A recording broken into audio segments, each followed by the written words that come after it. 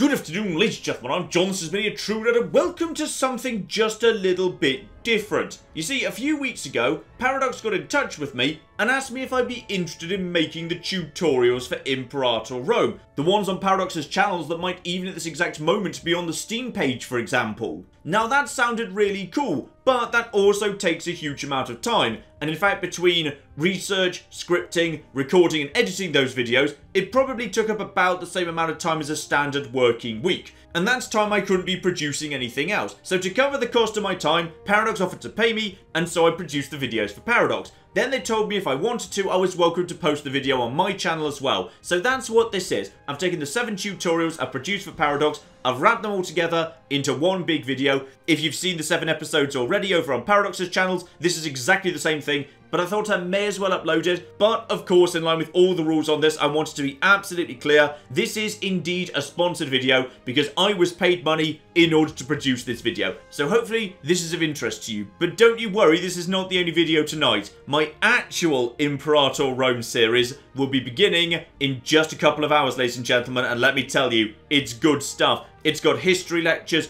drama, intrigue, oh, everything you could possibly want. That's coming up soon, but in the meantime, if you're interested, enjoy the tutorials. Welcome to Imperator Rome. I'm John of Many a True Nerd, and today I'm going to be introducing you to Paradox's latest grand strategy game, set at perhaps one of the most important moments in all of history. The game begins 20 years after the death of Alexander the Great, and in the east, the fate of his fragmented empire still hangs in the balance. Meanwhile, to the west, a small Italian republic is taking its first steps towards challenging the power of Carthage. So, let's start off by looking at how the world fits together. If we move around with the arrow keys, we can see here that the map of Imperator covers all of Europe, North Africa, and all the way into Asia as well. And if we zoom in with the mouse wheel, we'll see what these empires are actually made up of. The world of Imperator Rome is made up of these small units of land, each one representing a city, and across the map there are literally thousands of them. Put simply, if you directly control a city, it becomes part of your empire, colour-coded and labelled so you know what belongs to whom. So at the start of the game, some empires are so tiny we can barely even see them from this far zoomed out. Some empires, meanwhile, are absolutely flipping massive, and you can play as literally any empire that you want. But if you want a bit of guidance, the game suggests a couple of good candidates to play as. Some very simple indeed, some with a medium level of challenge, and some very difficult. Just to introduce some basics though, I'm going to start off playing as Syracuse, here in the east of Sicily. So Syracuse starts in a bit of a difficult position. Carthage is already on Sicily, and it's only a matter of time until Rome starts expanding. So for Syracuse, simply fighting everyone in the world at once is most definitely not an option. So let's get the lay of the land here. If we right click on Syracuse, it'll bring us to the diplomatic screen, to let us know if we begin with any friends. And good news, we do indeed have a couple. We've got a couple of subjects right there on the southern tip of Italy. Now that's very, very useful indeed, because with them on my side, the Italian powers in the south of Italy can't easily get over to me. So our immediate problem is probably Carthage, and obviously we can't go taking them on directly, so we might want to start making some friends very, very fast indeed, because there's another empire right next to me. We right click on them right now, they don't have any friends at all, and they're a similar size to me, so they're probably willing to consider, yes indeed, an alliance, the green symbol meaning they're willing to accept that. Spot on. So now we've got ourselves a brand new alliance, and a very useful one indeed because these guys start off with 12,000 troops. Adding on to my 7,000, that might even be enough manpower to kick Carthage straight out of Sicily.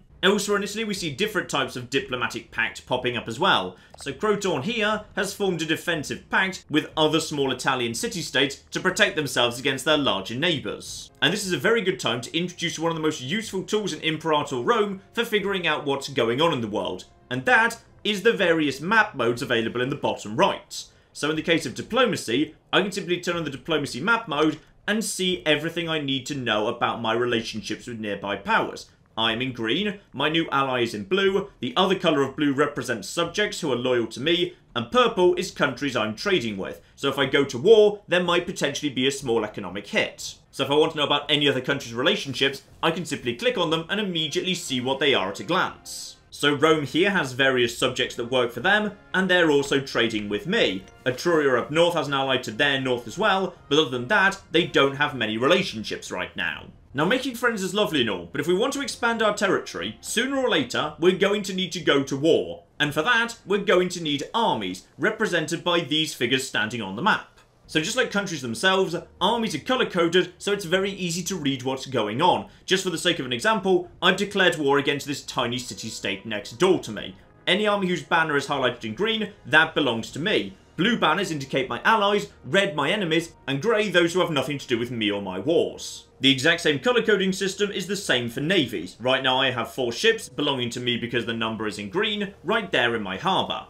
If I want my army to move, simply left click on it to select, and then right click where I want it to go. They won't start moving immediately however, because in Imperator Rome, everything happens in real time, but you can pause whenever you wish, and at the beginning of the game, it'll be paused by default. So if I want my armies to be able to move, I simply need to get time moving along. And if I want to speed things up a little bit, I can also use the plus key here to make time accelerate. To fight an enemy, simply move into the same territory as them and a battle will begin. Meanwhile, to capture territory, simply take your troops and march into the territory that you want to take over.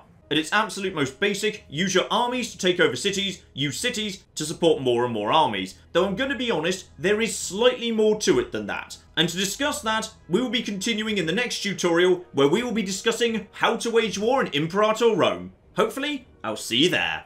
Welcome back to the Imperator Rome tutorials. I'm John of Many a True Nerd, and today we're going to be walking you through how to wage war. And to help me do that, I've decided to head over to Rome itself today. So at the beginning of the game, every single faction will have access to some troops. On this occasion, Rome starts off with 15,000 men. You can tell that these are my troops because the banner is in green as we've discussed previously. Just in case you lose your troops, however, the outliner on the right here is extremely useful, as that always lists how many armies you've got and how many navies you've got. Just click on that and you'll be taken straight to the army. Marvellous. Now 15,000 men as a starting point isn't bad at all, but sooner or later you are going to be wanting more troops, so let's talk first about how to train them. The first method is using the macro builder up here in the top left. Simply select that and you can immediately start choosing to train troops. Every single city in the Empire being able to train one unit or cohort at a time. Naturally, this means you can actually train armies extremely quickly in Imperator Rome, as even at the beginning of the game, Rome has access to 23 cities, so if I wanted to train 23 units of archers simultaneously, I could do. Simply click wherever I want to train an archer, and it will immediately move into production, though until I get time ticking along, it won't actually start training. Now that's fine if you want to create a new army. If you want to add to your existing one, however, there's an easier way. Simply click on the army itself, and then go over here to the Recruit to Army button. Simply select the unit you want to train, and the game will start training it at the nearest possible location, and once the unit's trained, it'll simply automatically move to merge into the army. So naturally, of course, the game has chosen to begin training on the spot the army is actually sitting on, but as the city can only support training one unit at a time, if I then start training a new unit, it will simply train one city over. So, having moved time along 45 days to allow for training, if we simply get time ticking along now, you'll notice that this archer starts immediately merging into this army because he was trained to army. This archer over here simply stands there because he was trained with the macro builder.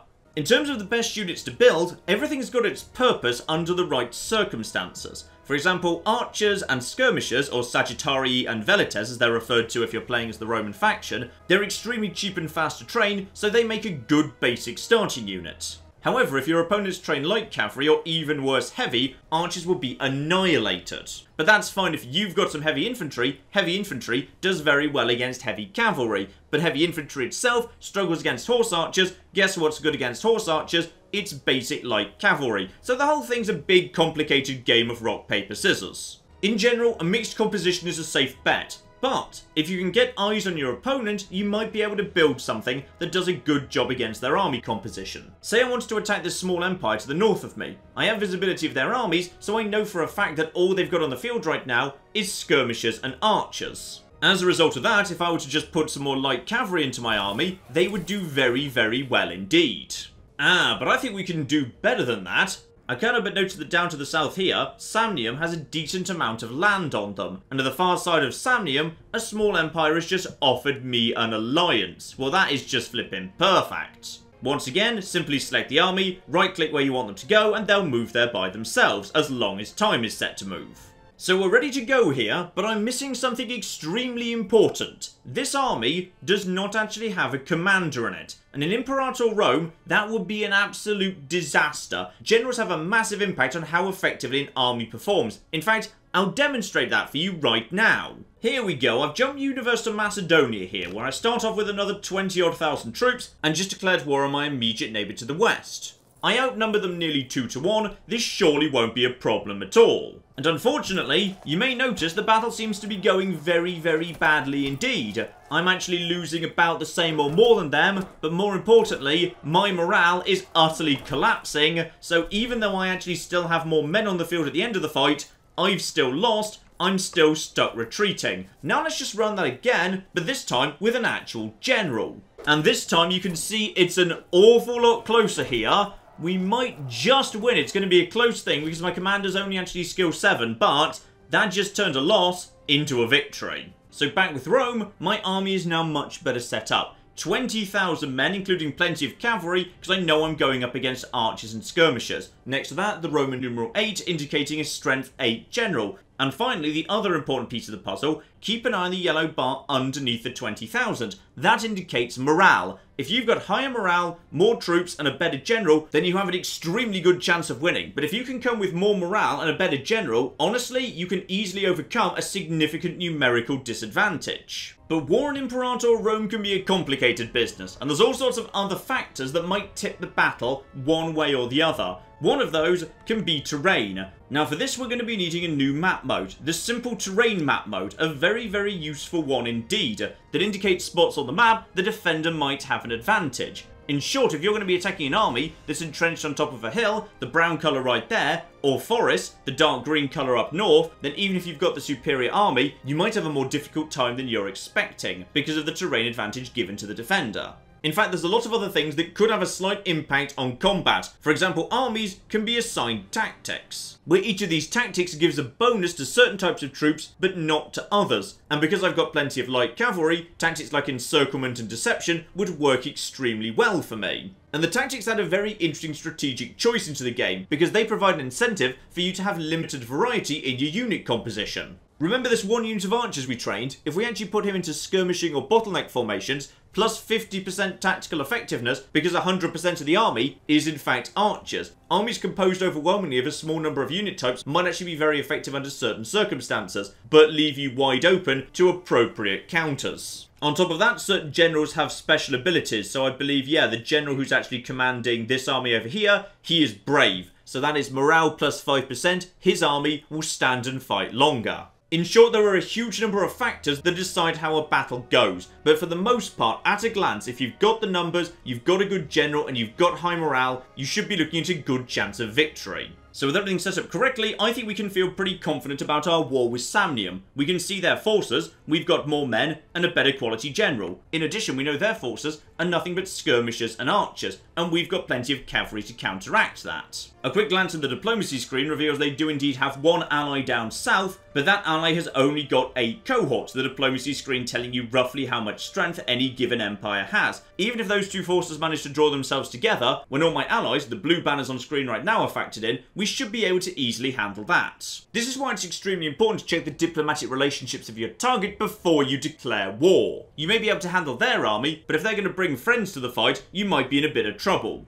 And finally, we'll need a justification for the war. There's nothing to actually stop you declaring war against anyone you want, even if you've got no reason for it whatsoever. But it's a very, very bad idea. So let me just demonstrate that by declaring war against Carthage here. Right now, I have no justification for war with Carthage whatsoever. I just sort of feel like it. And because of that, I've got no casus belli, and as a result of that, my stability will fall. There we go, just declared another war with some random people up in Gaul or whatever to get stability right down to rock bottom. This is an extremely bad thing. All my provinces are going to be unhappy, all my Roman citizens aren't going to like me, my research is going to slow to a halt. Basically, stability is extremely important and you do not want to be sacrificing it. Going to war without a casus belli is something you should only do under extreme circumstances. Luckily on this occasion I've already got one. Rome gets a free casus belli against pretty much all of Italy, just as a nice little bonus to help them along. One of the reasons why Rome is actually a fairly easy faction to play as. If you don't have a legitimate casus belli, however,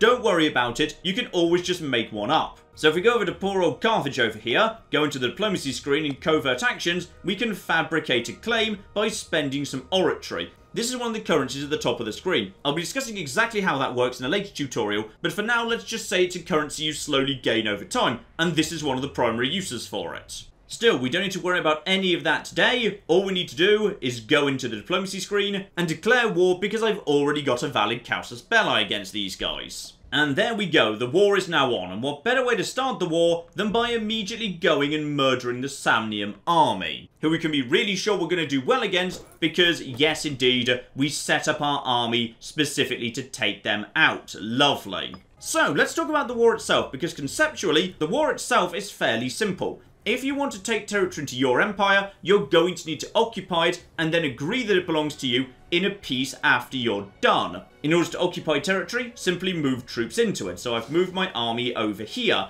This territory will then start being taken. This is a simple territory with no defenses in it whatsoever, so we're just basically moving in. It'll take a month of in-game time to occupy. And in just a moment, you'll notice that the war score just ticked up in my favour. Green as the war's going well for me so far. I've won a major victory and immediately secured a handful of territories. So far so simple, because we've just been basically walking into unwalled towns.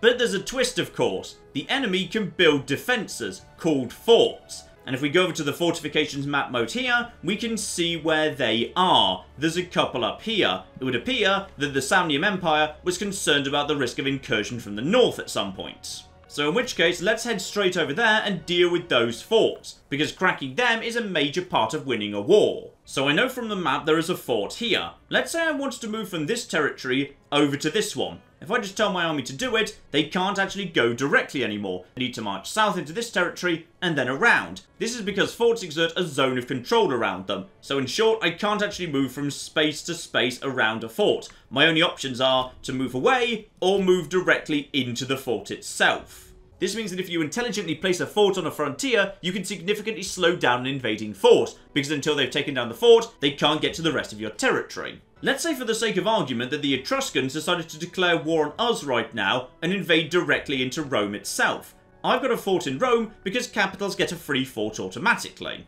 As a result of that, anyone who marches into this territory can't walk through to this territory. Anyone who marches into this territory can't march through to this territory. Their only option is to go and try and take Rome itself. Until the fort has been knocked down, they physically can't access the rest of my empire. So, in we go to the fort, and once we get here, we begin a protracted siege. This takes significantly longer than a month. Depending on various factors, taking down a fort could take months or even years. So in this particular siege, every 40 in-game days, the game is going to roll a dice. So let's just actually move over to the next dice roll right now. There we go, the dice just rolled, could have been anything between 1 and 14, came up as a 6. So as a result of that, there was a supply shortage, and a handful of defenders in the garrison just died. But the dice rolls are also being modified by various other factors. Because this is a level 1 fort, the dice has -1 applied to its result, making it more in favour of the defender. The defender wants low rolls, but because my general is fairly competent, I get +1 as well. If he were a Marshal 10 general, that would actually be a +2. But more importantly, siege accumulation.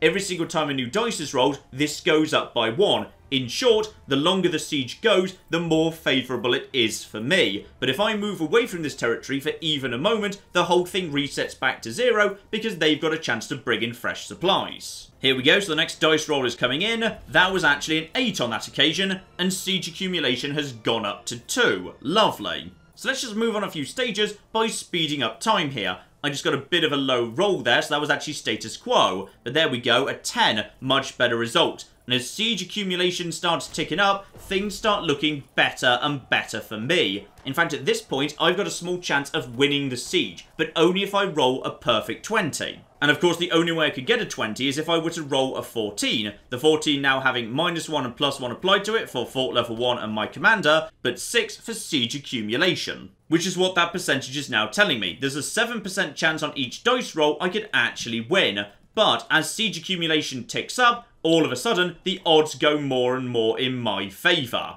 Here we go, with siege accumulation at 8, a 20, a 21 or a 22 would get me a surrender. So I've actually got a 1 in 5 chance of just winning immediately. Here we are, we're about 40% chance of winning at this point. Accumulation is capped out at 11, and there we go, it was just a matter of time. So sieges are a very interesting mechanic. There's certainly an element of luck to them, because if you get a good dice roll, you can actually win a siege very early on. If you get unlucky with the dice, they can drag on for a very long time. But there are ways you can rig the deck as well. Bringing along a strong enough general is one, obviously, but there are other things you can do as well, such as researching various technologies, but we'll discuss that in a later tutorial. And while I've been getting on with that, it would appear my allies have been doing a very good job trashing the rest of the country for me. And at this point, I've probably got the war score to actually settle the war immediately. So let's actually see about that. Just click on the war score itself, sue for peace, and I can start demanding things. Now, technically, I did actually declare war on Samnium, not their allies to the south. But their allies got involved in this war, meaning it's now open season on them as well. So I'm going to hold off actually declaring peace, because I can actually get some more out of it. However, there is one thing I do need to keep an eye on, and that is the little skull right there. That means these troops are taking attrition. There are not enough supplies locally to support an army that large. And there's a very useful map mode for this exact purpose. Here we go, the supply map mode. This shows me which territories this army could safely stand in without suffering attrition. So this territory right here next door is green, so if I just move my army there, that won't be a problem. Now 20,000 isn't actually a big army, but you may notice that all around the world I'd actually have problems moving around. Supply limits and attrition are a huge deal in this game, and you need to be very careful with how you move your armies to get around them. One solution is to simply split an army into two. So rather than one army of 20,000, let's have two of 10,000. Now, all of a sudden, both of these armies can move around fairly freely. March divided, and then bring your forces together only when it's time to actually take on the main enemy force. Though a divided force is a good idea anyway when you're trying to take over enemy territory. It means you can take over a larger amount of land more quickly. There we go, their allies have now been fully conquered as well, and that means I have a perfect war score of 100, because I've taken literally everything. And if you haven't won a perfect victory, with the Siege City tab, you can demand individual cities to go for a peace where your enemy survives, but you still get a handful of cities out of it. On this occasion though, I can simply demand everything. And a very important tip, don't forget to demand all their money too, because when they're about to cease to exist, you can empty out their treasury. So simply just click on that until they run out of money. 127 gold, very, very nice indeed. End the war right there, and they have no choice but to accept that. And with that, the war is over, and Rome is looking in significantly better shape, with a whole bunch of extra territory. But of course, you can't just go conquering the world without consequences. Taking a huge amount of land leads to an increase in aggressive expansion. And there are three main consequences of that. The first is people who aren't of your primary culture group, i.e. people who are not Latin, do not like that one little bit, it affects their happiness. Fortunately, if we go over to the nation overview here, we can see that we are still 99% Latin. So for us right now, that's not a big deal. In more multicultural mixed empires, that could be a major problem. Second, your subject states don't like it. For now, it's fairly minor, so our subject states are just fine with us. But if we keep expanding forever, sooner or later, the people that work for us are going to get a little bit annoyed. And finally, and perhaps most severely, other empires don't like the fact you're going around trashing the rest of the world and taking it for yourself. So if, for example, we head over here to Etruria, these two stats up here are how much we like them and how much they like us.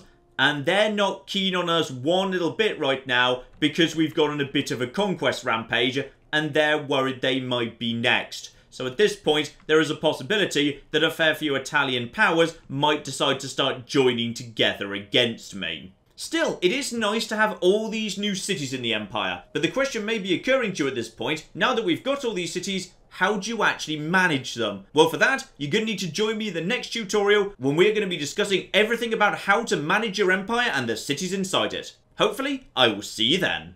Welcome back to the Imperator Rome tutorials. I'm John of Many a True Nerd, and today we're going to be talking about how to manage your empire and all of its cities. And to help me do that, I'm going to be playing as Syracuse today, a small empire made up of 8 cities. So, what makes a city so important to your empire? To put it simply, every single city in your empire produces 2 crucial things. The first is people, or pops, and the second is goods. So, let's start off with people, because they come in different forms and every single one of them is crucial for a different thing. Slaves may be at the bottom of your society, but they are absolutely critical to the success of your empire, as slaves generate tax. The more slaves you have, the more tax that's being generated. In short, they feed the treasury, the gold symbol up in the top left of the screen, and at the beginning of the game in particular, taxes are going to be your biggest source of income, making slaves absolutely crucial. Not least as you need gold to train new troops, and any existing army needs to be constantly maintained with gold as well. Next up is freemen. These guys don't produce money, instead, they produce manpower. Manpower is simply the number of men available to join your armies. If I want to add 1,000 more archers into my army, you'll notice manpower goes down by 1,000 as well. When that hits 0, you simply cannot train any more troops until it refills, which will happen faster if you have more freemen. In addition, if you go to war and take casualties, replenishments come out of manpower as well. So at this exact moment in time, to replenish my army fully from the light casualties I took from attacking my neighbour, I'm going to need 412 men, with 75 of them reaching my army every month. This makes attrition, which we discussed in the last part, particularly devastating. If you're constantly taking casualties, the game will constantly try to replenish them, slowly draining your manpower over time. If you're completely out of your own men you can draft, there's nothing to stop you purchasing troops from elsewhere, which is what this grey unit up here is. These guys are mercenaries, so if you're swimming in money but out of manpower, hiring mercenaries can be a very, very good idea. The third type of pop is a bit of an interesting one. These guys are tribesmen, and they kind of sit between freemen and slaves. They produce a little bit of money and a little bit of manpower, but not as much as a slave or a freeman. But we'll discuss them a little bit more in a later tutorial when we're discussing tribes. And finally, at the top of society, we've got ourselves the citizens. These guys produce two things. The first is gold through commerce value, and as the game goes on, that can be worth an awful lot of money. But their real strength is in research points, speeding up the development of new technologies. So if we just go over to the technology screen for a second, you'll see that research points are being generated from our citizens there. The calculations for this are a bit complicated, so I won't go into huge detail. The short version is, the more research points being generated off your citizens, the faster we have access to new technologies. And if we get access to a technology before our rivals do, it might give us an edge in all sorts of ways. And a crucial thing to stress here is that every type of pop is important for maintaining your military in a different way. Your slaves generate money that allows you to train and maintain your own armies and hire mercenaries in emergencies. Without freemen maintaining manpower, you won't be able to build new units or replenish those that take damage during extended wars. And without citizens, you're going to fall behind in the arms race and find you're taking on armies superior to yours in technology. Of course, sometimes your priorities are going to change, and you might want more of one type of population than another. For example, if you've had a devastating war and your manpower has been drained to nothing, you might need more freemen in a hurry, and luckily there are ways to move your pops around. If you need more money, for example, you're probably going to want more slaves, and as it was in the ancient world, one of the best ways to get hold of some of those is to invade someone else's territory and turn their populations into your slaves when you win. So right now we've got 13 slaves over here in Syracuse, but when I take this fort in his territory, we'll see what happens. There we go, one slave was sent over to Syracuse, and one died during the siege. So now, the number of slaves in Syracuse has jumped to 14, generating more money for me. Acquiring more freemen and citizens is not quite so easy, however. You can't just go next door and have theirs. Instead, you need to promote pops upwards. So right now I have 4 freemen, but I did indeed lose some manpower in that war due to attrition. So if I want a little bit more to help replenish that, I can just click on the slaves, and now I have the option to promote them, spending oratory, one of the currencies at the top of the screen that you slowly gain over time.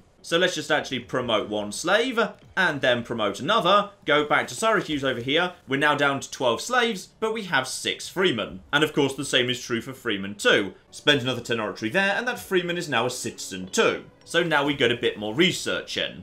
And now we understand what each type of pop does, and how to move people around between the different classes, city buildings are fairly easy to get to grips with. In short, markets help your money-making cities produce even more money, training camps allow your freemen to produce even more manpower, fortresses, as we discussed during the military video, make your targets much harder for enemy armies to break through, and finally granaries help boost local population growth and make slaves happier as well, reducing the risk of unrest and therefore rebellion. So that's pops, but cities produce one other thing as well, and that's goods. Now this one can be a bit complicated at first, so I've jumped over the water to Croton, a very ancient Hellenic city-state on the southern coast of Italy. And just as we saw a minute ago, they've got citizens, freemen, tribesmen and slaves, but they also produce one other thing, and in Croton, that's earthenware. And the really fascinating thing about goods is, these don't just produce money, instead they all provide special unique benefits. And in this case it means because Croton has access to earthenware, that means research points generated here get boosted by a further 5%. So if we look down over here at their research from pops is being boosted 5% by that earthenware. Head back over here to their technology screen, and they're getting the first tier of techs in barely 5 years. So these guys may be small, but in 5 years' time, they would have a significant technological advantage over Syracuse. And the thing is, there are a lot of goods in the world. In fact, I'm going to go over to the goods map right now to show just how many. So yeah, there's a lot of different things. And the very interesting thing is, goods aren't all created equal. Some goods are common, some goods are very rare. Some goods provide modest bonuses, some goods provide ridiculously good bonuses. So if we just actually select Croton there, the map will now start showing us everywhere where we can actually get earthenware from. And you'll see that it's fairly common, you can get it pretty much anywhere in the world. And as we said a minute ago, that provides a bonus to research points of 5%. If we go and have a little look at Egypt, however, they've got something much more rare. Papyrus. Research points plus 20%, so massively more powerful than earthenware. And also massively more rare. This one's a little bit hard to see because of its colour, but basically there are less than 20 cities in the entire world that produce papyrus. Gemstones is another extremely rare and valuable resource, worth plus 20% to local tax. Very, very nice indeed. Other goods interact directly with the pop system we already discussed. Wine, for example, increases the happiness of freemen. Others too can increase productivity. Access to hemp, for example, increases the local slave output, providing even more money for you. And other resources still, such as grain, boost the local population growth, effectively just meaning that more pops organically grow in your cities faster. And here's where things get interesting, because I haven't mentioned what's arguably the most crucial aspect of goods yet at all. And that is, if we go over to my army here and start trying to train units, you may notice I'm only able to build archers and skirmishers, because in Imperator Rome the troops you can train are a function of what goods you have access to. If I want to have camel cavalry inside my army, I'm going to need access to camels. Cavalry, meanwhile, will need access to horses. Horse archers require a special type of horse. Even building a basic navy requires access to wood.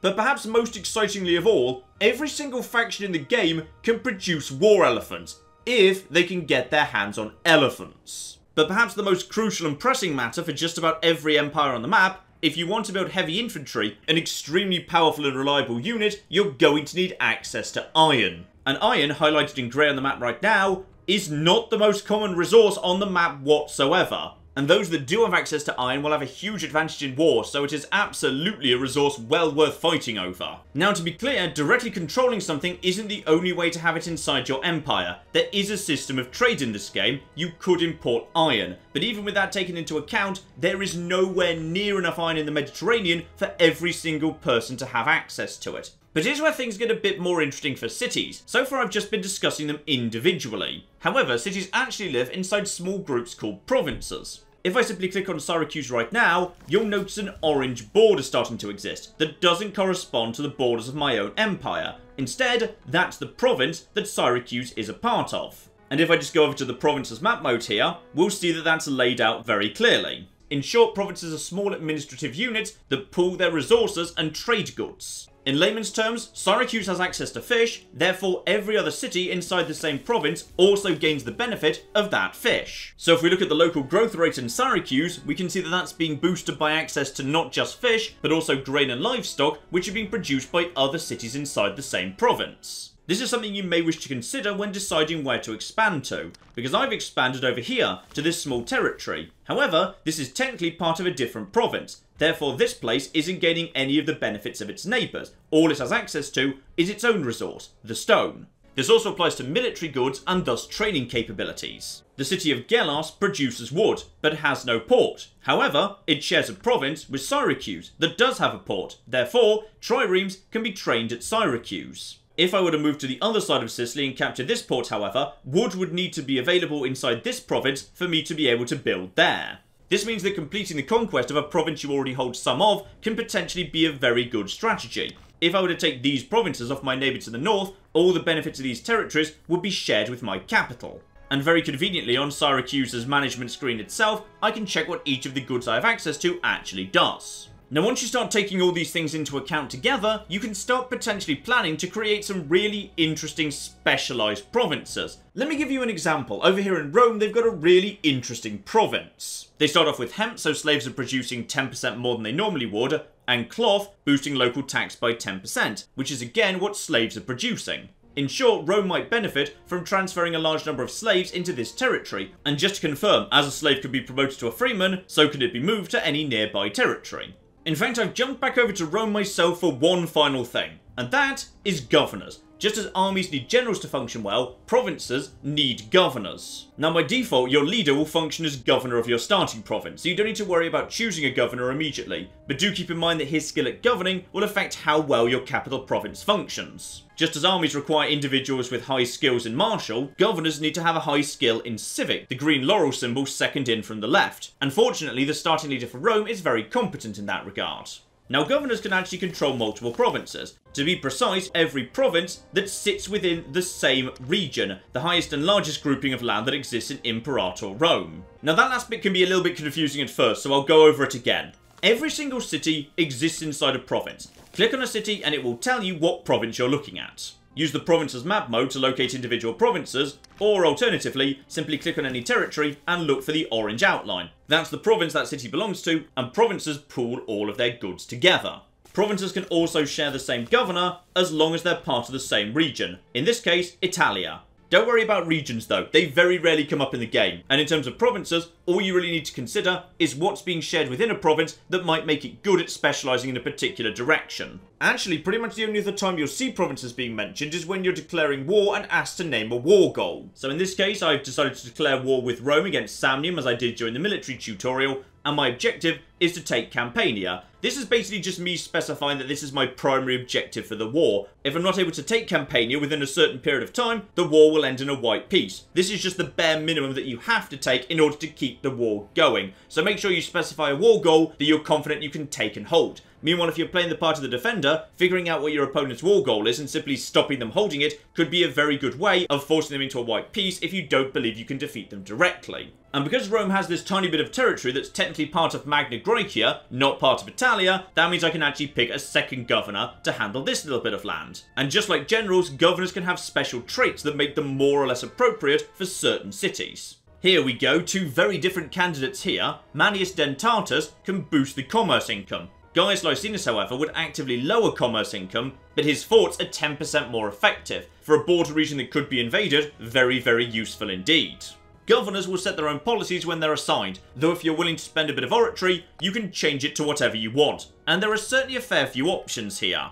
In brief, acquisition of wealth and encouraging trade makes more and more money. If you're really looking for money under all circumstances, bleeding them dry can make you rich, but will also make the province unhappy. Once the province gets a bit too unhappy, local autonomy can sort that out if you're willing to accept a 75% drop in all forms of output. If the territory is in a difficult position, more manpower and local defence up by 20 to 25% is not bad at all. And if you've just expanded into territory where there are people who don't share your culture or religion, you can try and convert them with these two assimilation policies. In conclusion, just like the military, there are a huge number of factors that are going to impact how well your cities and provinces are running. But there's one other very important piece of the puzzle too, and that is trade, which we'll be covering in the next tutorial. Hopefully, I'll see you there.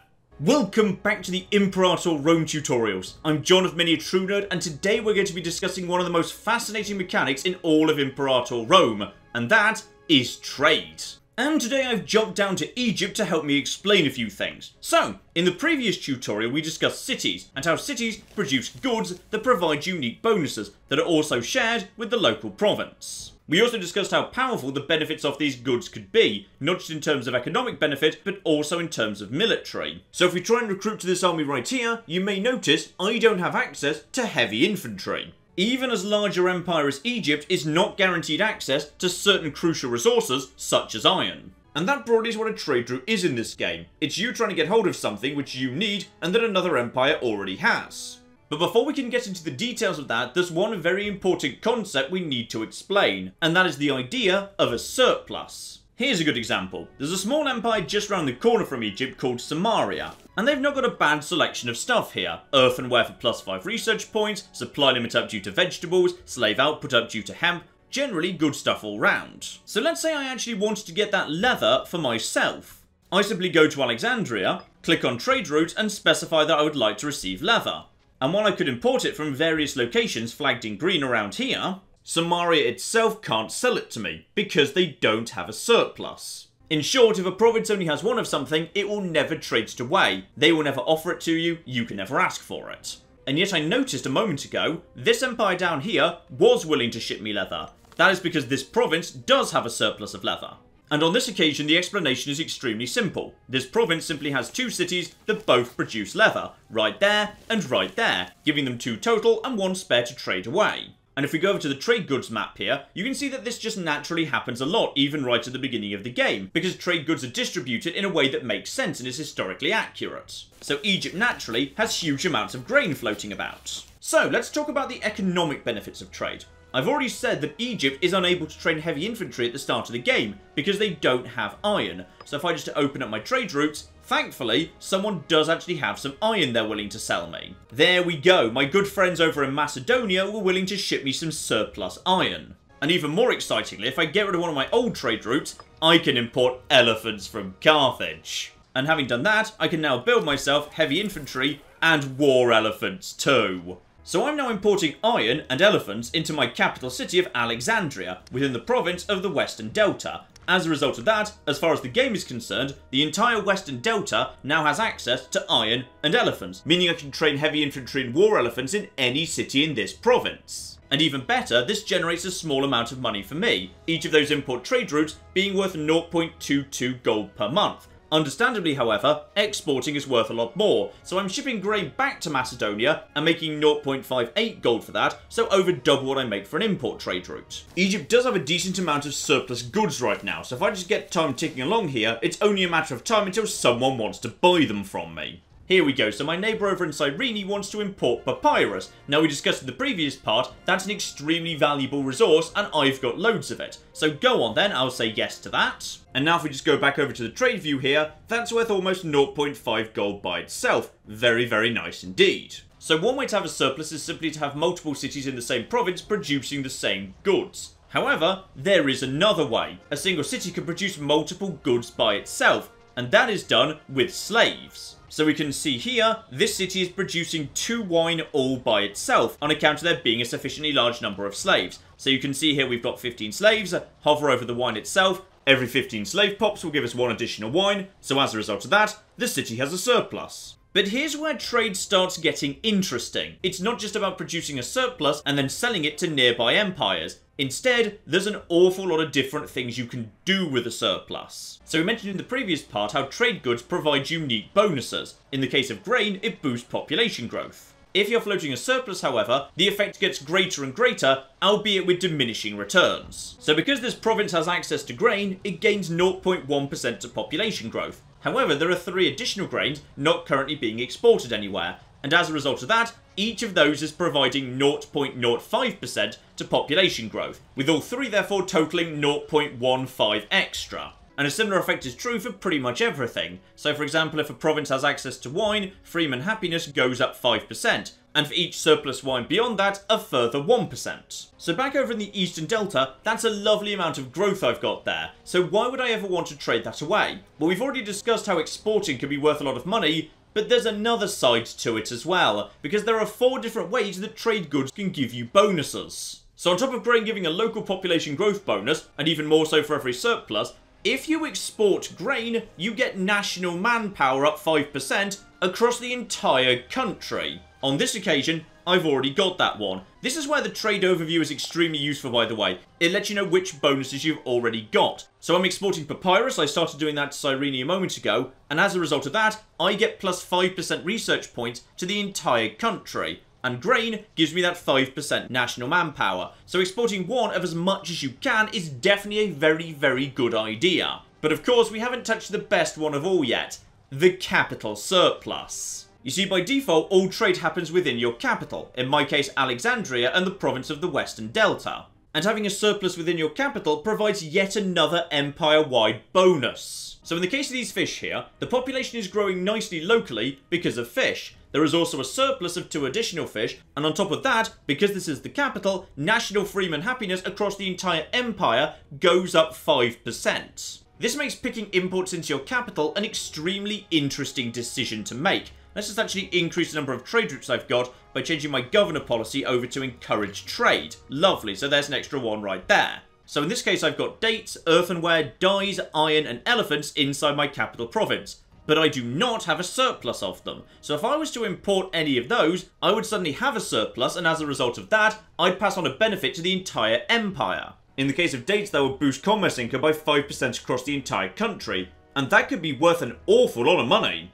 No one actually has any dyes to trade at the minute, but if I were able to import those, national citizen output 5% up across the entire empire, so a massive increase in the amount of available manpower. And a slightly weaker one for earthenware, because earthenware is extremely common, 2.5% boost to national freeman output. So go on then, let's see how powerful this actually is. Right now I'm making a surplus of 16.24 a month. I'm actually going to import the dates right now. And for security, I can actually import that from myself. There's nothing to stop you importing from a province elsewhere in your own empire. In fact, it's actually worth slightly more money as well, 0.49 gold a month as opposed to 0.24 from importing from the Seleucid Empire. Though bear in mind, of course, the downside is I'm losing a benefit from the territory I'm importing it from. And there we go, my income just jumped up to 17.91 gold a month. I'm pretty sure that tax hasn't changed at all. That's purely a jump in commerce off the bonus 5% and of course the income off the dates themselves. So right now all my trade routes are committed. I can't actually get the bonus from earthenware unless of course I decide to produce my own. So I see that we're producing the earthenware in this territory over here where there are only 3 slaves. But if I can get that up to 13, then this territory will produce an extra earthenware, giving me a nationwide bonus. So here we go, we've got 10 slaves just next door, they're not doing anything right now, so just click here and start moving them. Being slaves, it's very cheap to move them around. There we go, the entire slave population moves over there, that goes up to 13, earthenware goes up to 2, and as a result of that, we have now got ourselves a surplus of earthenware, and from that we get research points plus 1%, and national freeman output up by another 2.5. One important thing to keep in mind, it's almost never a good idea to sacrifice a capital surplus in order to get an export bonus, because the export bonuses are almost always the same as the capital surplus bonus, but not as good. So the capital surplus bonus for grain is 10% national manpower, whereas the export bonus is only 5%. A very convenient button is this one at the top right of the trade screen, by the way. Just click that, and now the AI will only try to buy things that wouldn't get rid of the surplus. For example, I've got a surplus of 4 on grain, so the AI would be willing to make me offers for 3 of those grain, but then they would stop making me offers, which is very convenient. I should also point out, by the way, strategic military goods with a surplus produce a unique bonus, because you only need 1 to trade as many units as you want in that province already. So the first wood lets you trade triremes, every subsequent wood increases the tax rate slightly. Camels boost supply limit, horses boost manpower, iron does the same thing, and in all circumstances, military resource surpluses always make the troops in question much more effective. And it's a big change too. Heavy infantry discipline up 10% is a massive swing, so if you can get yourself an iron surplus in your capital, that is well worth having. And in terms of earning new trade routes, as your empire becomes larger, more will become unlocked over time. Technology unlocks some as well. In fact, I believe the very first set of civic advances contains, yes indeed, the logistics bureau, so you can have an additional capital import route as soon as you finish the first set of tax. There'll also be certain events that just pop up as you play, offering you the possibility of buying a new trade route. If one of those does show up, always, always, always take it. There is no chance a new trade route won't pay for itself many times over. Never turn down a new trade route, no matter what it costs. And jumping over to Macedon for a second, one other thing to keep in mind in your trade policy. Be very careful what you're exporting to people who you might want to go to war with. Macedon starts off in a very fortunate position. They actually possess a surplus of iron, so people will approach you looking to buy it. If we look around Macedon's likely enemies, however, Epirus does not have access to iron, and neither does Epirus' ally up north. If you end up going to war with these guys, they will not be able to produce heavy infantry, and you will. If you trade someone iron, horses, elephants, anything of that nature, be aware that gives them the ability to train elite troops they wouldn't otherwise have access to. In the case of Macedon, I'd actually recommend importing the iron to your own capital, because that means you immediately pick up the empire-wide bonus plus 10% heavy infantry discipline, and that's a big deal. And this is one of the most difficult parts of balancing a trade policy in Imperator Rome. If you produce a large number of goods and refuse to export them, you can end up with some really powerful benefits inside your territories. But as we've discussed, exporting a surplus is worth a lot of money. And now I've discussed both cities and trade, now will probably be an excellent time to give an overview of the economy in general. So there's a nice economy screen right up here in the green. This is basically just a useful summary screen letting you know roughly how your empire's doing. So on this occasion we're running a very healthy surplus indeed, and then the game breaks down the sources of your income. Tax, which as we've already discussed is primarily a function of how many slaves you've got in all of your cities. Commerce, a function of the trade deals you do and also all of your citizens, they contribute to that as well. And tribute, this is if you have any smaller empires who you've made into your tributaries. On the other hand, there's cost of your armies, cost of your navies, cost of your forts, and the wages of everyone who's got a position inside your government. And finally down at the bottom, if you desperately need a special currency in a hurry, you can directly convert cash into any of the special currencies, but it is never a good deal. On this occasion, the game wants to charge me the same amount of gold I'd make in about 18 months for an amount of oratory I'd earn in about 4 or 5. So unless you're absolutely desperate, this is not a good idea. One quick economic tip, by the way, as I jump over to Rome, having just taken over Samnium and their allies to the south, if after a major war you suddenly notice your economy looking weirdly dicey, it's probably because you've inherited a giant pile of fortresses, and fortresses are really expensive. Back over to Egypt in the economy screen, you'll notice there's also various options to tinker with your expenditure if your economy's not looking like it's in great shape.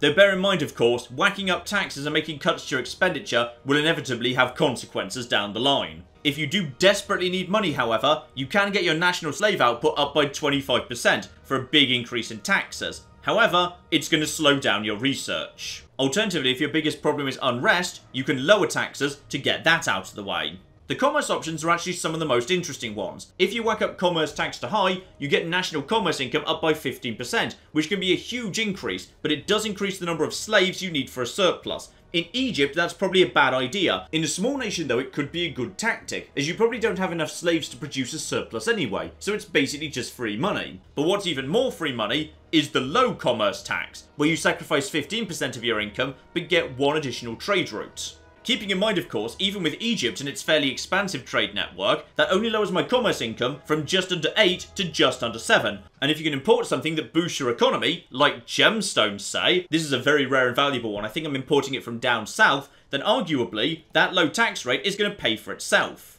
Trying to cut expenditure, however, is even more dangerous, and I wouldn't recommend doing it unless you're absolutely desperate. You can reduce how much your armies are costing you by a very significant degree, but at the cost of 80% of their morale, basically meaning they're pretty much useless in a fight. Now, if you're extremely confident that you're entering a period of sustained peace, then that's absolutely fine. The problem is, if you actually switch them over to that figure and then switch them back, their morale takes time to recover. And down here at the bottom, we've got maybe the most important one of all, wages, how much you give to all of your characters. But that's actually quite a big topic. So we're going to leave things off here, and in the next tutorial, we will discuss characters. Hopefully, I'll see you there. Welcome back to the Imperator Rome tutorials. I'm John of Many a True Nerd, and today we're going to be discussing characters. Now, we have touched on this in the previous tutorials already. Armies need generals to function well, and your cities need governors. And that's probably what characters are for in this game. They're groups of prominent noble families that act as a recruitment pool for various jobs that need doing to keep your empire running. And today, to help me show all this off, I'm back with Syracuse. So if we just go over to the Nation Summary tab up here in the top left, you'll always be able to see who your current leader is, because at any moment in time, one character will always be the ruler of your empire. And just for clarity, all decisions will always be made by you, the player. Your leader will never make decisions for you. But their skills, or lack of skills, will have a huge impact on how well your nation runs. This is because your leader, like every character in the game, has certain attributes: martial, finesse, charisma, and zeal. Now, you may notice those currencies correspond to the symbols at the top of the screen, and this is why your leader is so crucial. Put simply, each of these stats goes up by 2 every month, plus the leader's relevant stat divided by 2 and then rounded down. So in the case of military power here, +2 base and then +4 off our leader, because our leader has martial of 8. Oratory power corresponding to charisma, however, is only +4, base of +2, and then 5 divided by 2 to 2.5 rounded down to 2. And this means that as long as the current ruler is in place, my empire will be gaining military power faster than it's getting civic power, oratory power, or religious power. Now that has a huge impact on the empire because all of these currencies are used for a lot of different things, but I'll go over the main ones now. One of the main uses for military power is military traditions. If we go over here to the red military tab, you'll see major upgrades that you can unlock for a big expenditure of martial power. And these are major upgrades that will make your army much more effective. Heavy infantry morale plus 10%, as we get further down the tree, light infantry offense up by 15%, and all sorts of other extremely powerful bonuses. As for civic power, this is mostly used for new technology. 100 civic power a go will get you a new invention, divided into various subcategories depending on what it is you want to improve inside your empire. And as we discussed in a previous tutorial, if you'd like to move your population from city to city, you're going to be needing civic power to do it. Oratory, meanwhile, I'd argue is potentially the most important one of all. There's a lot that oratory does in this game. If you want to declare war, you're going to be needing a casus belli, an oratory lets you fabricate those claims. If you want to change the governor policy, that's 50 oratory too. As we've discussed previously, if you'd like to promote a freeman to a citizen or a slave to a freeman, you're going to be needing oratory for that as well. And over in the government tab, changing laws is 250 oratory. In short, having access to high oratory is extremely useful. High charisma rulers are very powerful. And the final currency, religious power, is arguably the one that comes up the least. So if we head over to the religion tab here, we get to choose an omen. There's always a choice of the same 8 and every single one of them is extremely powerful under the right circumstances. If you're at peace, you may well wish to get your tax rate up, your research points up, or your national commerce income up.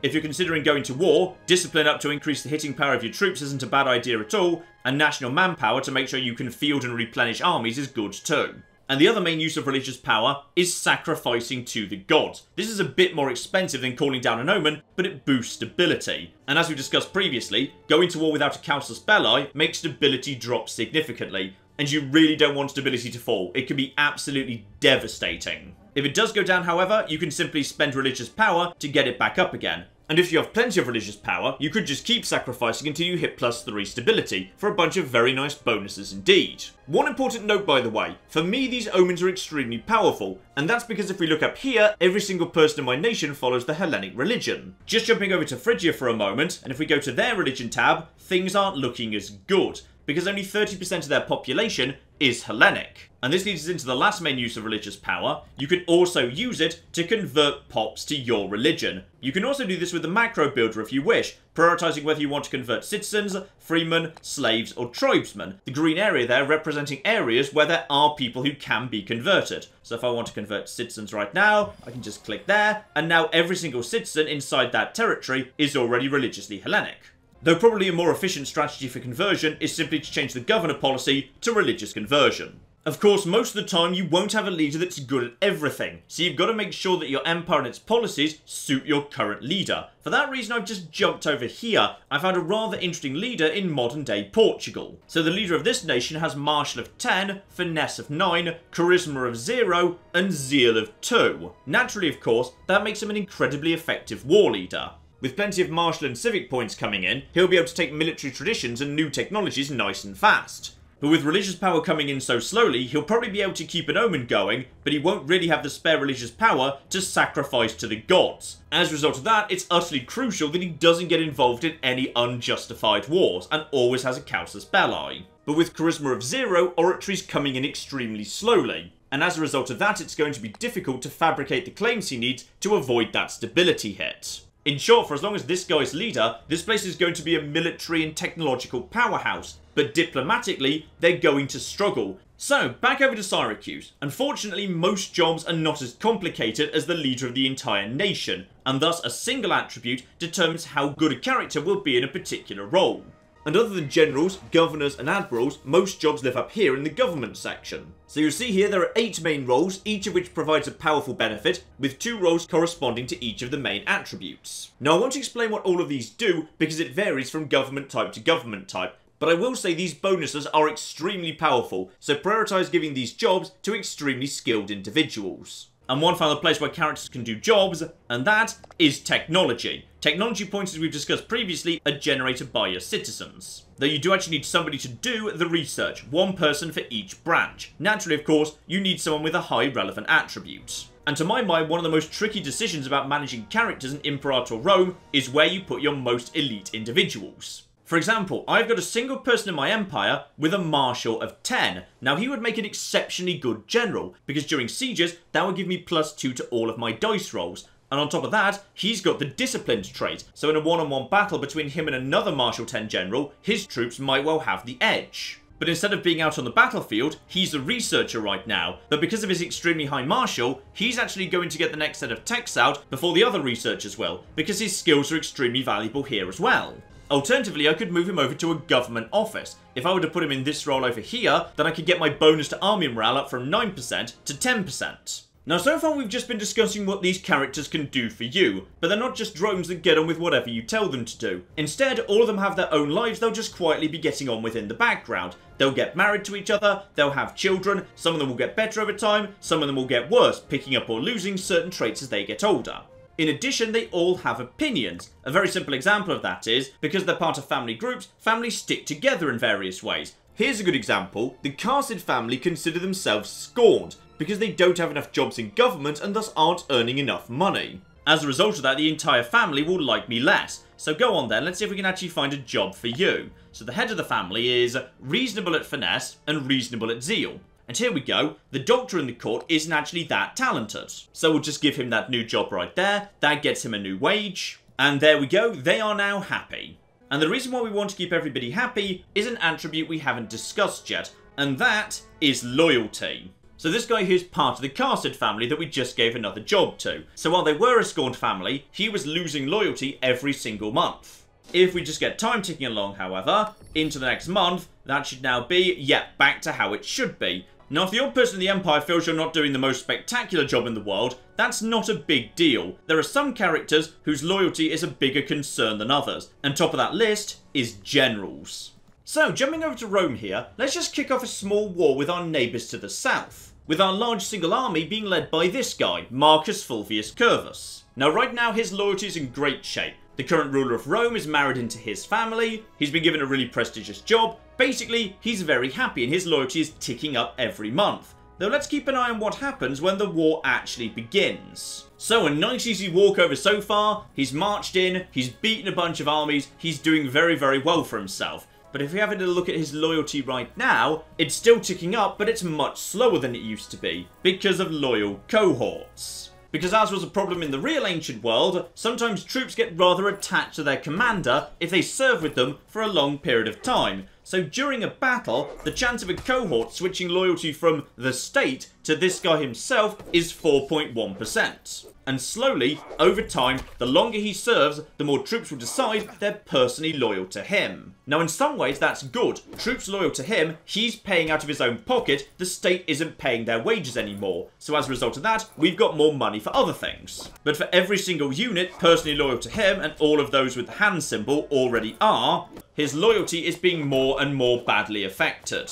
Outside of a battle, it's much less likely to happen, but on extremely long campaigns, troops will just slowly switch their loyalty. So sure, the general's just won a victory for us, but in the long run, he could be trouble.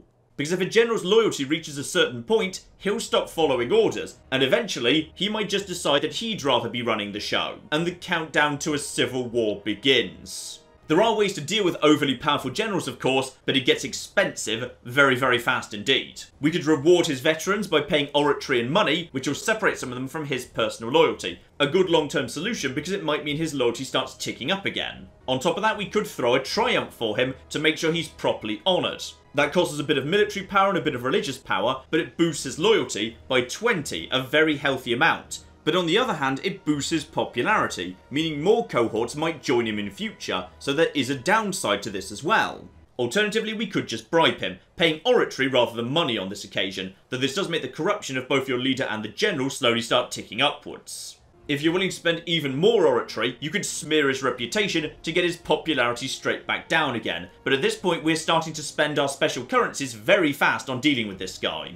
Alternatively, of course, we could just replace him with a different commander. And now that he's a civilian, I can simply order him to be arrested, and all sorts of fun options open up for removing him permanently. Though of course imprisoning a military hero isn't going to go down well with everybody. That's going to start throwing up tyranny, and then everybody's loyalty is going to start going down. So try not to throw people in prison unless you absolutely have to. In short, generals can be extremely dangerous and need to be managed carefully. On top of that, you need to pay attention to governors and provinces themselves. So if I go over to the unrest and loyalty map mode right here, that gives you a good overview for what's going on in your empire. So the territory we just took over there is understandably not desperately happy with us at the minute, because we just marched in and took it by force. So, how do you deal with province disloyalty? Access to the right trade goods can boost happiness and thus reduce unrest. The right governor policy can help them calm down as well, with local autonomy being the happiness boosting extreme. And of course some governors simply create more happiness and less unrest than others. And there's one more thing I'd like to touch on today as well, which is,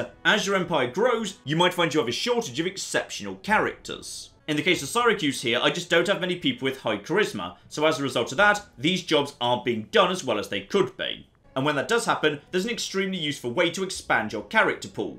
Because when you defeat another nation for good, a unique event triggers what to do with their nobility. If you have no need for more characters, you can simply kill them for more popularity. But here's where we get into absorbing characters. Either we can pass judgment on just a handful of prominent individuals, or we could judge entire families. And we see here this tiny nation had 3 families inside it. Now we can't see precisely what we're getting, but we can at least see what the head of the family is like. This guy over here is a bit mediocre, and Cnaeus Sostratid over here, actually very good. So as a result of that, the family of that guy will be absorbed into my empire. But because I'm bringing in people from abroad to become nobility locally, some of the common folk don't like that, it will make my popularity go down a bit. So we'll have the rest crucified to get some of the popularity back for inviting the first family in.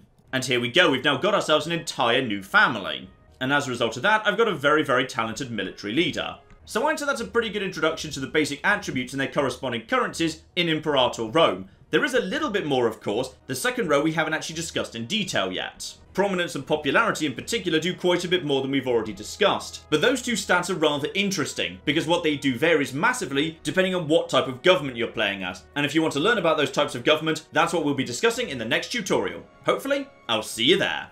Welcome back to the Imperator Rome tutorials. I'm John of Many a True Nerd, and today we're going to be talking about government. Because in the previous tutorials, most of what I've been saying can apply to any game of Imperator Rome. But there can be some big changes in how the game goes, depending on which government type you decided to go for. Monarchy, Republic, or Tribe. So, let's start off with Monarchy, which is arguably the simplest government type. And to help me talk about that, we're going to be joining Sparta today. So, let's start off with the basics here. In a monarchy, a leader rules for life, and this can be a bit of a double-edged sword. So for example, our Basileus, or king here, is only 20 years old, meaning there's an excellent chance he'll be leading us for decades. Now that does provide a nice amount of stability, because it means we know for decades into the future exactly where our leader's strength lies, but equally any weaknesses that our leader has, we're going to be stuck with for a very, very long time indeed. So for example, on this occasion, we've got finesse of only 4. Civic power is going to be coming in fairly slowly, meaning we might struggle to keep up technologically.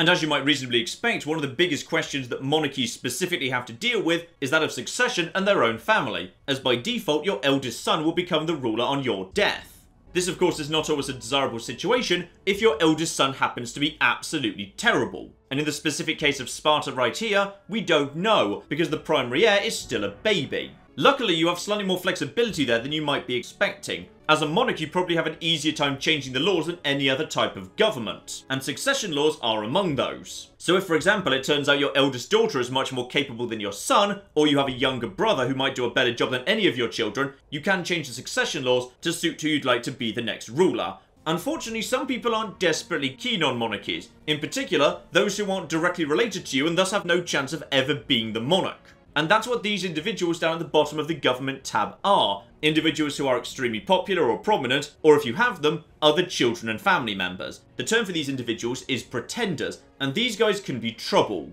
For example, you may recall how we discussed in a previous tutorial, generals can be trouble for any empire, because if they start winning the personal loyalty of their troops, their loyalty to the state will start ticking down over time, and trying to reduce the risk of them rebelling can be very, very expensive indeed.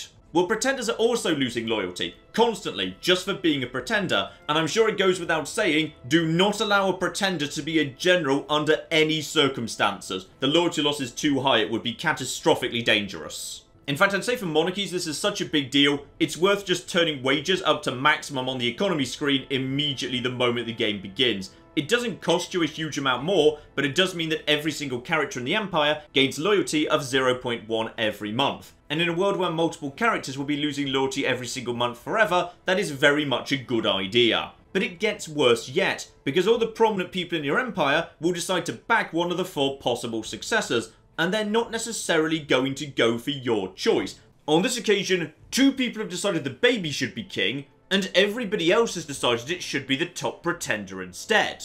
They don't give specific reasons, but on this occasion, it's because the heir is a baby. Here we go, time's moved on and things are settling down. My baby has grown up, he's 13 years older, and he's looking okay, to be honest. Not spectacular, but some decent enough stats. He'll probably get a bit better yet, and he's picked up the intelligent trait, which is perfectly good as well.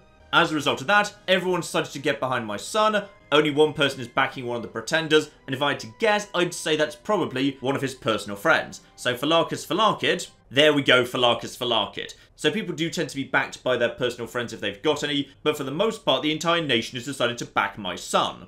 Now, for the moment, this is all looking pretty positive, because the nice thing about monarchy is it's lovely and stable. You've got a king for a long period of time, right up to the point where the king dies, where everything can go wrong incredibly quickly. Because that's the moment when the pretenders might take their shot to become the new leader. But to do that, they're going to need low loyalty, they're going to need friends, they're going to need money to build up their own army, and they're going to need backers so they think they've got a chance. At the moment, if my Basileus were to die tomorrow, there'd be a nice smooth transition. It wouldn't be a problem at all. And in part that's due to the unique mechanic that monarchies have to deal with. Legitimacy is basically a way of judging whether people think you're doing a good job as king. And that increases primary heir attractiveness. People believe in the monarchy, so they're happy for its workings to continue unchallenged, and the king's eldest son to become the next king. But this is where things start getting a bit on the nasty side, because legitimacy is also impacted by how many people are following pretenders. So if a few too many people start following a pretender just because they're personal friends, then that would reduce legitimacy, which would go on to reduce heir attractiveness, leading to more people supporting pretenders, leading to legitimacy falling even further, and that could get out of control very quickly indeed.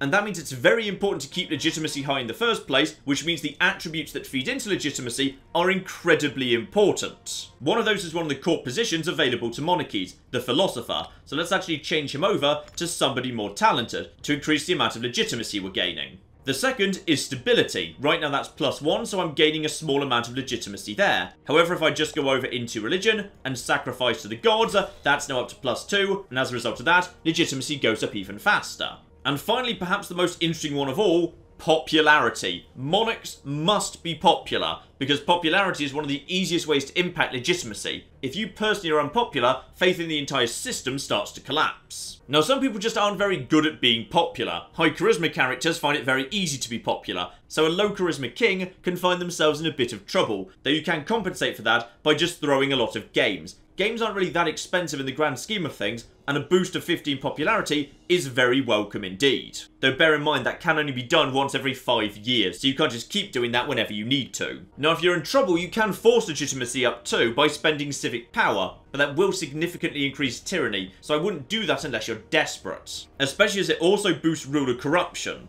and legitimacy is directly reduced by corruption, so you're hurting yourself in the long run. So just to show you the other side of the coin, I've jumped ship over to Egypt for a second to show you how badly things can go wrong. So on this occasion, legitimacy is 46% and starting to go down. Stability is not great, the ruler's a bit unpopular, and support for pretenders is having a major impact. So let's see how easy it is to try and fix this. So I can spend a bit of religious power getting my stability up slightly at least. There we go. Get that back up into the positive. That's all I can afford for the time being. Now the ruler's a bit on the unpopular side, so let's actually hold some games here. There we go. 15 popularity up right there. And I've already got a good philosopher up here. Potentially there might be someone... No, there's no one better for the job. That's literally the best person I've got. So even with a Zeal 9 philosopher, even having just thrown some games, even with positive stability, and even with basically 0 ruler corruption, legitimacy is still going down. So right now 15 people are supporting my eldest son, 12 have gone for my eldest daughter, and 1 person's just going for this guy. I'm not 100% sure why.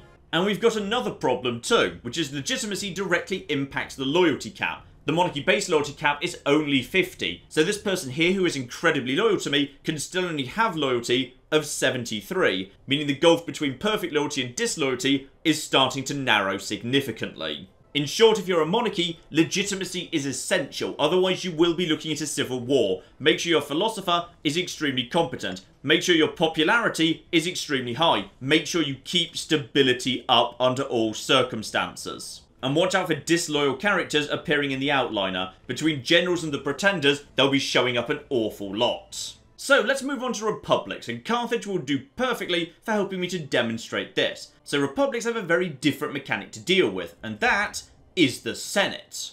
So over here in the government tab, we can literally see a representation of the Senate, which is basically an assembly containing 100 seats divided between 5 factions. At the beginning of the game, the seats will be divided equally between the 5. However, as soon as time starts ticking along, that'll start shifting, mainly as a result of the faction leaders, the 5 individuals on the left there. So this guy's the head of the civic faction, the military faction, the merchant faction, the religious faction, and the populous faction. And they'll start swaying the 100 senators over to their side, primarily using their oratory skill. So for example, the leader of the civic faction here has extremely low oratory, so he's going to start losing seats very quickly indeed. The merchant faction, however, is being headed by someone with an oratory of 9, so they'll almost certainly start gaining seats. And let's just start time ticking along here, and you start seeing the changes occurring. The civic faction is slowly starting to lose seats, military is starting to gain them, the populace are doing pretty well as well, and yes indeed, the composition of the Senate is starting to shift. And just like monarchies can boost their legitimacy, in republics you can boost any faction, again at the cost of tyranny. So let's just give the military faction and the merchant faction a bit of a boost there,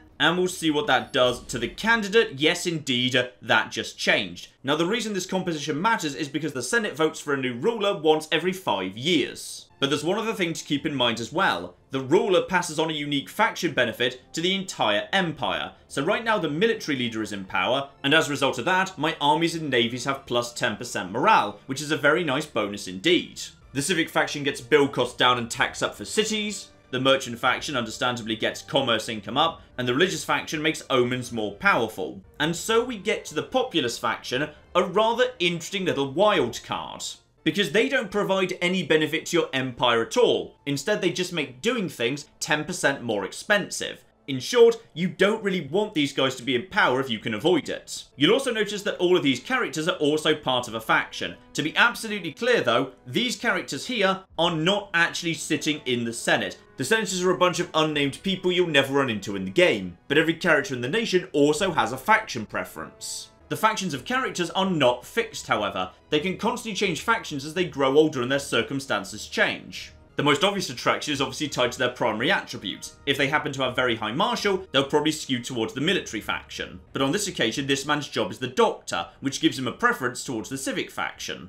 In addition, right now, he doesn't have a huge amount of wealth. If he were to suddenly pick up a giant pile of wealth, however, he'd suddenly be much more interested in the merchant faction. But there's a lot more to the Senate than just picking the next ruler. Unlike a monarchy where for the most part you can just get on with your own business, in a republic the Senate wants a say in everything. For example, if I wanted to change the anti-corruption law here, the thumbs up means the Senate would be willing to get behind that. But of course, the breakdown of the Senate impacts what they are and aren't going to be happy with. So say I want to make a change to religious law. The religious faction are totally behind that, but the other factions don't really care one way or the other. As a result of that, if I want to make this happen, I can do it, but pushing it through the Senate would increase tyranny by a further 5. The Senate also has an opinion on declaring war. Obviously, the militarist faction very much in favour of that. The merchants, meanwhile, tend to want to avoid it. The Senate also has a view on major character actions, imprisoning characters and then executing them, for example, or even on the positive side, giving them a triumph after a military victory. As a general rule though, the Senate's mostly fine with you doing minor things. It only gets angry and tries to block you when you're making major policy changes or war declarations. And here you'll see something very interesting is going on with the Republic, which is it can be very difficult to predict who's actually going to be the next leader. Right now the primary candidate is the head of the religious faction, despite the fact that they've actually got the second smallest number of seats in the Senate. How exactly has that happened? Right now he has the backing of 15 senators, and while the military faction does have 31 seats, factions don't vote as a block, so their vote is divided between multiple candidates, and the merchant faction presumably even more so. And even more interestingly, as you can see here, people will vote for a strong candidate even if they're not part of their faction, and the key determining factor for that is popularity and prominence. And naturally, of course, this means you can start rigging the deck yourself. Prominence is fairly easy to boost, just give someone a job in government. Popularity is a little bit harder to manipulate, but one good way of being popular is winning wars. Take a candidate who you'd like to be leader down the line, put him in charge of an army, send him off to a nice easy war to win some nice easy victories, and they'll come back significantly more popular, and therefore much more likely to be voted into the role of leader.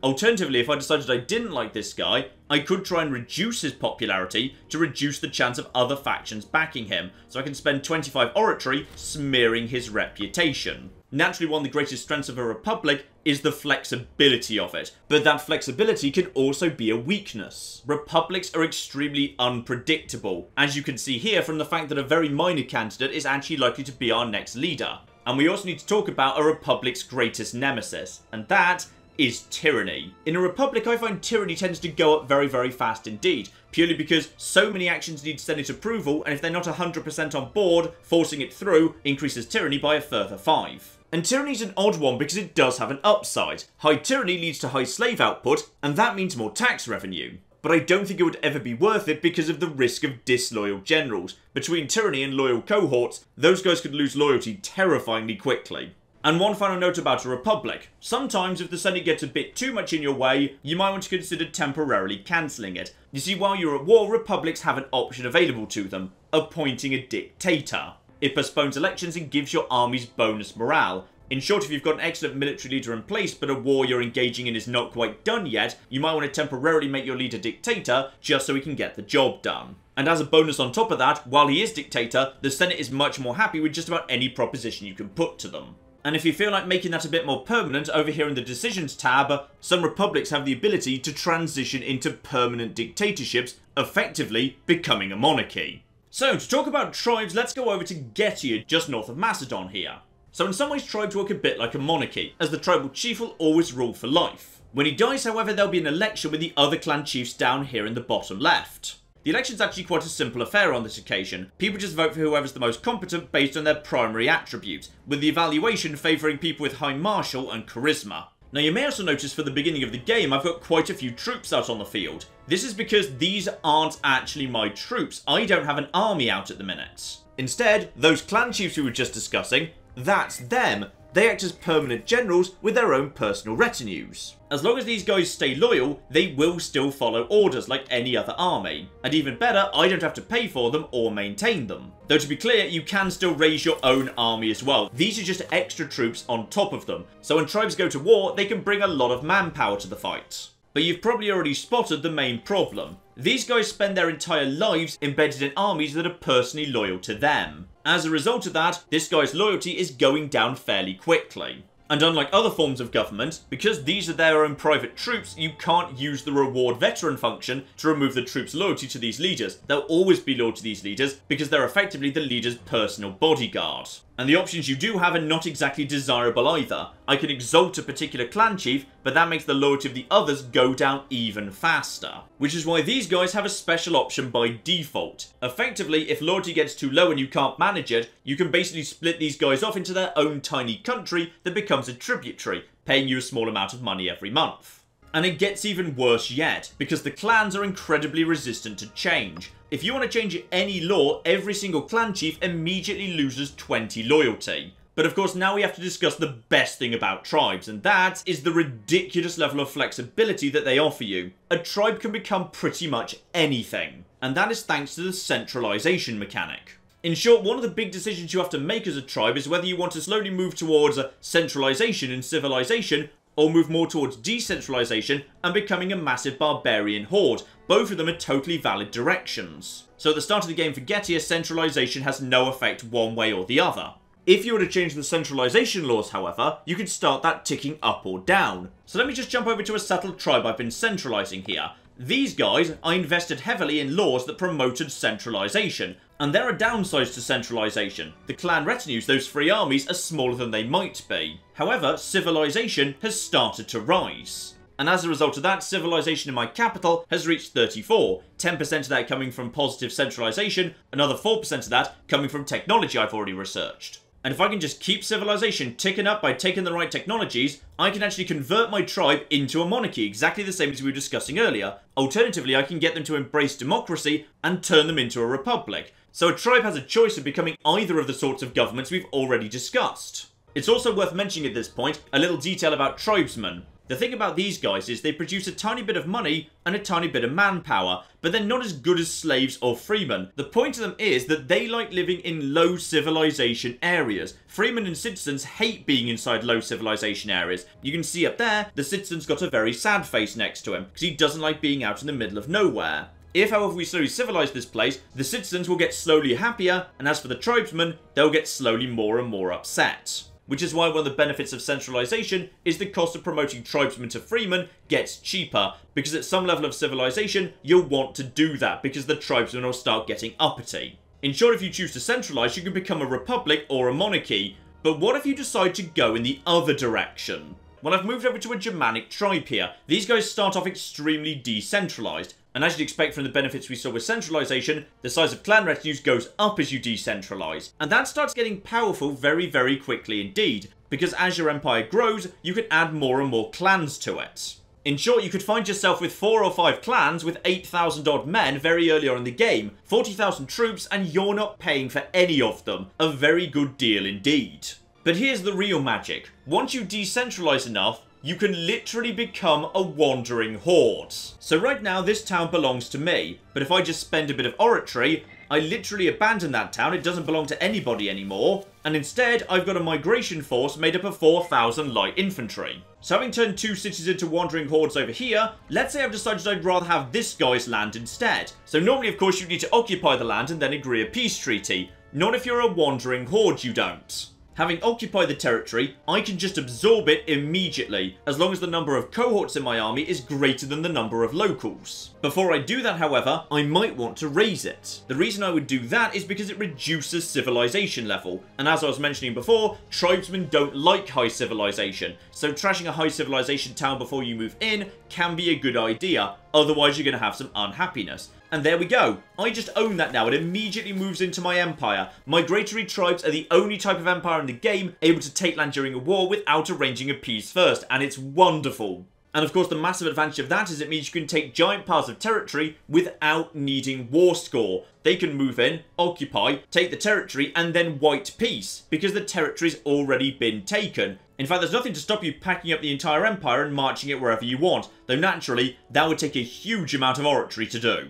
In short, tribes are fascinating because there's no direction you can't take them. You can turn them into republics, monarchies, or giant migratory hordes, and there's nothing to stop you swinging between all of these in a single game. So that's a quick look at the different types of government in Imperator Rome, and I think that's actually a pretty good summary of the basics. So next time is going to be the final tutorial where we wrap up everything we've been discussing in every part so far, and discuss the best opening moves in any new game. Hopefully, I'll see you there. Welcome back to the Imperator Rome tutorials. I'm John of Many a True Nerd, and today we're going to be talking about what to do in the opening moments of the game. So first up, let's discuss the military. You'll be given a starting army, but it won't start with a general. Naturally, you should go for candidates with high martial, but do watch out for relevant traits. If you're not planning to go to war, however, there might be a different way of picking a general. Families that feel scorned because they don't have enough jobs in their family could be given the role of general during peacetime. And bear in mind, of course, you can split the army into smaller detachments to create multiple different general positions. So here I've split the army in 2 and awarded it to 2 characters who are part of scorned families. As a result of that, both of those families will stop being scorned next month. Next up, make sure you understand your diplomatic situation. Right-click on your own nation to see if you start off with any alliances or subjects. In the case of Macedon, we start off allied with Thrace, and also with an extremely friendly tribe up north, so we don't have to worry about either of those frontiers. And make sure you do the same for your potential enemies as well. So Boeotia down here looks like a good target, until we realise that they're a subject of Phrygia, which might be a slightly larger fight than we want to jump into immediately. Taulantia to the west, meanwhile, is allied with Epirus, a much more reasonable and manageable fight. And if you find a target you do want to take out as quickly as possible, you may as well get the claim down immediately, as you start the game with enough oratory power to make one claim straight away.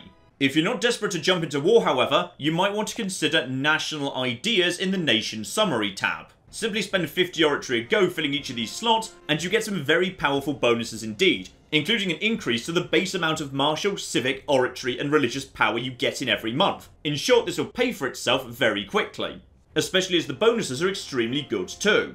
Morale of armies up 10% is available immediately, for example. Loyalty for military commanders is very good as well. And in a monarchy like Macedon, corruption falling is a good thing too. The bonuses for this do vary empire to empire, but it can be a very good thing to get done immediately. You also begin the game with enough religious power to get down your first omen. Once again, if you're planning to go to war immediately, manpower or discipline might well appeal the most. If you're planning for a period of peace, however, the economic benefits might be more appealing. And also do keep in mind that not every empire is going to get a massive amount out of omens. Macedonia does very well because 98.2% of the pops in our empire follow the Hellenic religion. In a much more divided empire like Egypt, the Blessing of Hades only gives you 5.2% increase in national tax. Under those circumstances, I'd recommend not taking an omen at all. Instead, save up your religious power to sacrifice to the gods, as that will also represent another 5% to national tax, but will also give you benefits to legitimacy, popularity and research. Next up, make sure you're utilising all of your trade routes, with 2 priorities you might want to keep in mind. Number 1, make sure you've got key strategic military goods. Iron and horses in particular are extremely useful. Secondly, consider if you can create any new capital surpluses, because the benefits from that can be very significant. For example, Macedon already has access to olives. If I import another olives, I immediately get national slave happiness up by 5% across the entire nation. Next up, civic power and inventions. If you're about to go to war and train a bunch of troops, learning on the job is an excellent first technology. Alternatively, aggressive protection gets the cost of fabricating claims down by 10%. You may wish to take that the moment the game begins, before fabricating your first claim. Do keep in mind, however, you can also use your civic power to create more capital surplus bonuses by moving slaves around. For example, in Macedonia, we have 1 city producing horses. But if we simply move our slave population in that direction, then for a cost of only 50 civic power, I can move 10 slaves into that territory and immediately have a surplus of horses, giving me light cavalry discipline up by 10%, potentially a very powerful bonus indeed. And finally, if you're a monarchy, make sure you understand the state of the succession. If your ruler is unmarried and has no children, arrange a marriage for them immediately. And start getting to know the various pretenders in your empire, because you're going to spend a lot of time trying to keep them out of trouble. You'll also want to look in on your family. If you happen to have an extremely talented younger brother or eldest daughter, you might wish to consider saving up oratory power in order to change the succession laws in their favour. And in the case of republics, get to know the faction leaders immediately. In this game, for example, the head of the military faction has a charisma of 7, the merchant faction only a charisma of 3, meaning he's going to struggle to become leader, thus making it likely going forward you're going to have military bonuses active more often than anything else. And that, I believe, is enough information to get you started. At this point, the best thing you can do is dive in and learn from experience. I hope you've enjoyed these tutorials and have fun conquering the world.